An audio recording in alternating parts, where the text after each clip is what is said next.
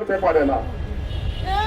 আমি পারি নাই, আমি চেষ্টা করেছি, কিন্তু আমি হাদি হতে পারি নাই। আপনারা বলেছেন কুষ্টিয়াতে, আপনাদের মনে আছে 2018 সালে আমার উপরে হামলা হয়েছিল, কিন্তু গুলি করে নাই, হাদির উপরে গুলি করেছে। এই যে পার্থক্য। আমি সেদিন তাদেরকে বলেছিলাম ভারতীয় কুকুর, এই ভারতীয় কুকুরদের আমাদের চিহ্নিত করে তাদেরকে নির্মূল করতে হবে। বাংলাদেশে ফ্যাসিবাদের কোন আইকন থাকতে পারবে না। সুশীলত্বের বয়ান হচ্ছে আইকনদের টাচ করা যাবে না।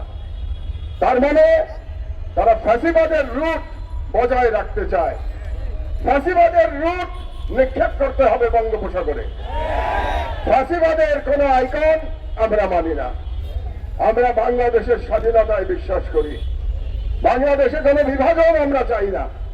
বাংলাদেশের সকল বিভাজনের ঊর্ধ্বে উঠে আমাদের জনগণকে ইস্পাত কঠিন ঐক্যে সমস্ত দেশীয় এবং বিদেশি সম্প্রসারণবাদকে মোকাবেলা করতে হবে। যেরকম মোকাবেলা